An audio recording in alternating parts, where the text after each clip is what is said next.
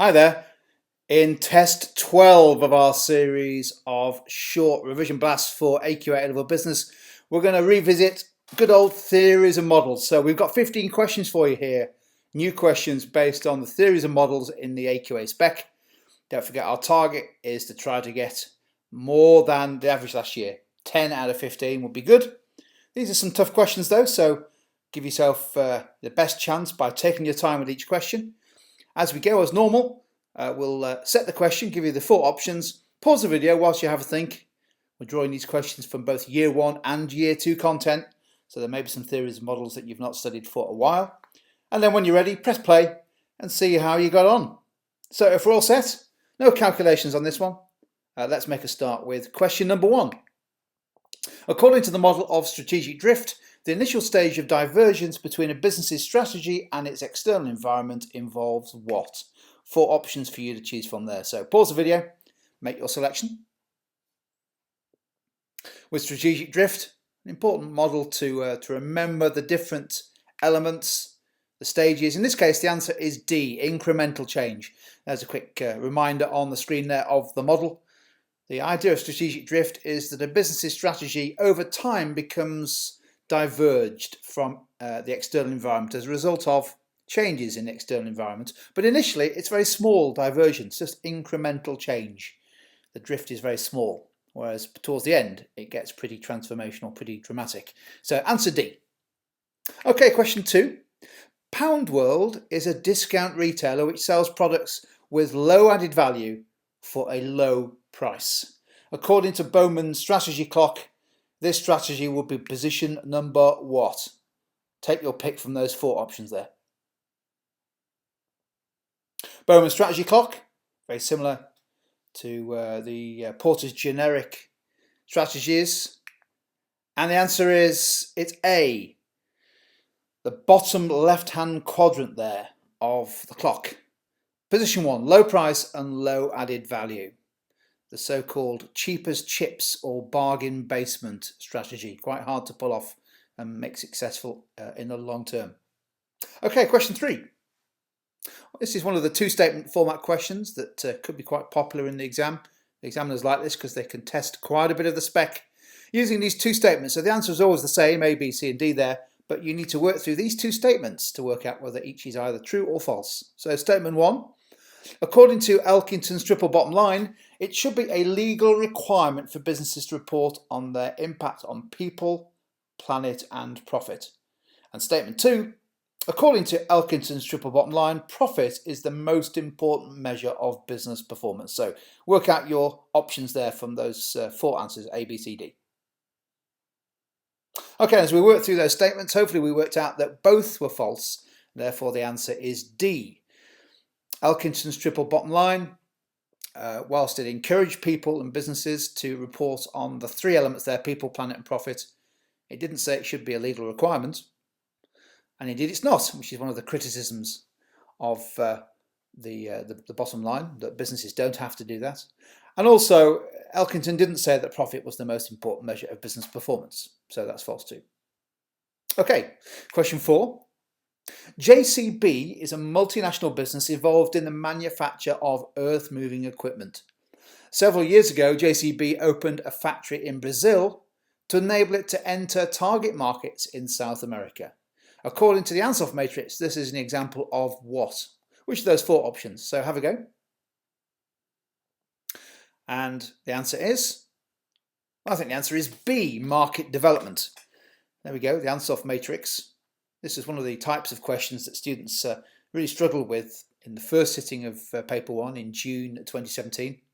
The clue is always in the words of the question. JCB opening a factory in a new country to enter a target market. That suggests that we are looking at new markets, but it's to sell its existing equipment rather than to sell completely new products. Therefore, market development rather than diversification. So answer B, market development. Question 5. 2 of the UK's largest supermarket retailers, Sainsbury's and Asda, are planning a merger. According to Porter's 5 forces model, this is likely to result in which of those 4? So again, think carefully about this one, pause the video, make your selection. Porter's 5 forces, a model of industry competition. And the answer, I think, is C, a lower intensity of rivalry in the UK in the market, as a result of two of the large supermarkets merging to form perhaps the biggest in the market. Well, why is that? Well, don't forget that the model is about the changes in the power. So let's look at A, the greater threat of new market entrants. Well, I think it's less likely you'll see new market entrants if there's an even bigger player there threatening to overtake Tesco. A higher bargaining power of suppliers to the market? Well, no, that's less likely, isn't it? You might argue that if Sainsbury's and Asda get together, suppliers will have less or lower bargaining power. And there's no reason why there should be a higher threat of substitute products in the market as a result of the merger. So in fact, yes, answer C, a lower intensity of rivalry. So, question 6. According to the Blake Mouton Managerial Grid, a management style with a low concern for people and a low concern for task is categorised as what? Which of those 4 options is it? So, this is something that you would have studied right at the start, 3.1, start of year 1, AQA A Level Business, and the answer is D. It's that bottom left, the impoverished management style, where the manager has a low concern for completing the task, but also a low concern for people. A pretty desperate, awful management style, and very few businesses can succeed if managers have that particular style. So, impoverished management, bottom left, answer D. Question 7 now. A research study finds that there is a hard-edged, fact-based and aggressive style of decision-making by business people in the US. According to Hofstede's model of national cultures, this would result in a high score for the US for which of Hofstede's categories of national culture? 4 options to choose from there. And Gerd Hofstede's model will suggest that the answer is C. Unfortunately named, I think, but nevertheless, we need to know it. Masculinity versus femininity, which describes the approach to decision making. And I guess you might argue a hard-edged, fact-based, aggressive style, perhaps testosterone-fueled decision making is a feature of masculinity. I don't know, but anyway, that's the name that was given to that particular dynamic for one of the 6 ways that Hofstede found culture could be distinguished between different countries. Okay, question 8. According to Greiner's model of growth, which crisis occurs or is likely to occur between the growth phases of coordination and collaboration? Hopefully you know this model, so have a go at that one. Greiner's model of growth. This was tested as a multiple choice question in June 2017. The answer here is A, the crisis of red tape. There we go, there's the Greiner growth model just summarised on the screen there. And the phase between coordination and collaboration, Greiner argued, is often characterised with a crisis of red tape, where a business becomes pretty bureaucratic. Decision making slows down as a result of the rules and the regulations and perhaps changes in culture as the business has become more complicated and more mature. It's the crisis of red tape. And question 9 now. Oh my word, I recognise that name. Tutor2U is a publishing business based in the UK. That's true. It exports teaching resources for UK-based exams to international schools via digital download from an online store. According to Bartlett and Goshal, the appropriate strategy for Tutor2U is what? Well, I'm fascinated to find out the answer here, but have a go at those 4 options. So Bartlett and Goshal is a model of international strategy. What's the right strategy? Based around the 2 dimensions, the need for global integration and the need for local responsiveness. So in this case, based on the evidence on that little stem in question 9, the answer should be B, international strategy. And that's where there is a relatively or low pressure for local responsiveness, UK-based exams for international schools, but also relatively low pressure for global integration. And in this case, the Tutor2U business is doing a very simple thing, which is enabling international schools to simply digitally download a file from an online store. So no need for sophisticated international global integration. So the international strategy is, I think, the right answer according to the Bartlett and Goschal matrix. Okay, question 10. We're given a table of data here. The table below shows data relating to the products of a business. 4 of them, products A through to B, C and D. Which of the products is most likely to be categorised as a cash cow according to the Boston matrix model, using that data there on the table, in the table. So 4 products to choose from. Which of those is most likely to be categorised as a cash cow? Don't forget, with the Boston matrix model, we characterise products based around their relative market share compared with competition and the overall growth of the market as a measure of market attractiveness. And looking at product A, product B, product C, product D, a cash cow will be a business which has a relatively high market share but in a slow growing or mature market. Well, the one that sticks out therefore is product B with a market share of 22%, that's pretty high, and a relatively slow, mature market growth rate of 2%. Product A has a low market share of a declining market. That suggests that product A might be a dog. Product C has a very high market share of a fast-growing market, 10%. That suggests that's probably a star. But product D, you might argue, is a question mark. The market is growing strong at 20%, but the product only has a 2% market share. Therefore, you might argue that's a problem child or question mark. So, yeah, definitely product B is the most likely to be categorised as a cash cow. Okay, next question, question 11. Tesco is a public company with over 130,000 employees. Many of these employees own shares in Tesco, although most of Tesco's shares are held by large investment funds. According to the model of stakeholder mapping, which of the following combinations of stakeholder interest and stakeholder power best describes Tesco's employees? So a series of combinations there for you to have to think about. So have a go. With the model of stakeholder mapping, we're concerned with how a business should respond and behave with its stakeholders.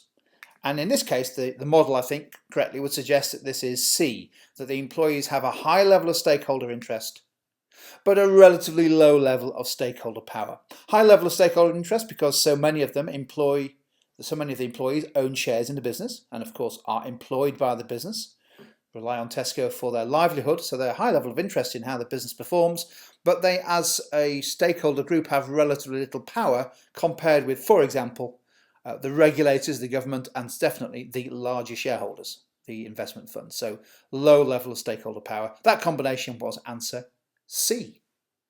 Okay, question 12. We're doing well. A business is undergoing a major change management project. As part of the project, employees affected are offered counselling and additional training. According to Kotter and Schlesinger, this method of overcoming resistance to change is categorised as what? So picking one of the methods of overcoming resistance to change there. Which one do you think it is? Good old K&S. Don't forget they identified 4 reasons for resistance to change. And they also came up with 6 ways of overcoming change. And in this case, it's answer A, facilitation and support is what's described there in the STEM. The employees affected by the change offered counselling and training. That's definitely facilitation and support. Okay, question 13. According to Hackman and Oldham's model of job design, which 2 methods can be used to add both variety and challenge to a job? Make your selection from the 4 offered there. Hackman and Oldham's model, job design, is very closely linked with motivation. It's a great model to bring into answers on motivation, productivity. And the answer is, it's B, job enrichment and job rotation. Hackman and Oldham identified, let's go back here, identified a series, 5 ways or 5 factors that determine job satisfaction, 5 factors that should be borne in mind with job design. But specifically, job enrichment and job rotation were identified as factors where you can add both variety and challenge to a job.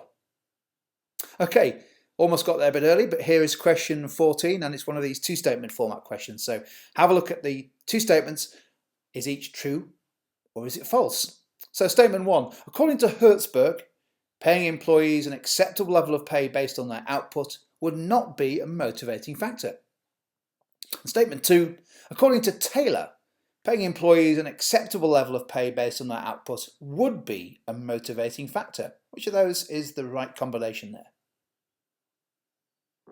And in this case, working our way through them, hopefully we worked out that the answer is A, that both statements are true. Hertzberg said that pay wasn't a motivating factor, it was a hygiene factor. The absence of an acceptable level of pay would mean that the hygiene factor came into play and employees would be demotivated.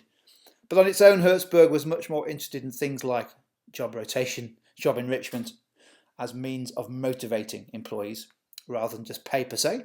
Whereas Taylor, of course, the scientific method, was very much concerned with pay as being the most important means of motivating employees. So absolutely, pay is a motivating factor. So both statements there are true. I'm moving on, we're almost there. One more question to go, and it's one more of these good old two-statement formats. So let's have a look at these last two statements for question 15. The shareholders of a public company put pressure on the board of directors to significantly improve profits. According to Lewin's force field model, this is an example of a driving force. Okay, in statement 2, the employees of a public company resist attempts to change the strategy of the business. According to Lewin's force field model, this is an example of a driving force. What do you think? Each of those statements, true or false, and then make your selection on this final question. I'm a big fan of Lewin's model as a way of helping to build the depth of responses on change management questions, because you can also use it very effectively when it comes to questions around organisational culture and leadership. And as we work our way through the two statements, hopefully we worked out that the first one is true and the second one is false. Let's have a look why. Well, the shareholders of the company putting pressure to improve results, improve profits. Yeah, that's exactly an example of an internal driving force, a driving force for change that tries to force the business to make the changes needed, in this case to improve profits.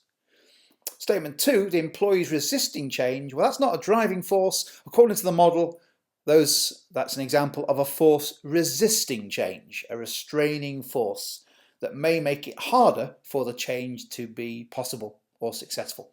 So statement 2, no, it's the other side of Lewin's force field model. It's a force resisting change, not driving it. So statement 2 was false. Therefore, the answer was B. There we go. How did you get on? 10, 11?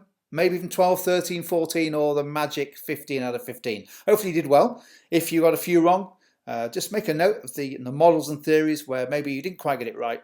It's time for a few more minutes revision on those. And don't forget to have a go at some of the other MCQ blasts in our playlist, particularly as you get close to the paper one in just a few weeks' time. So thanks for having a go.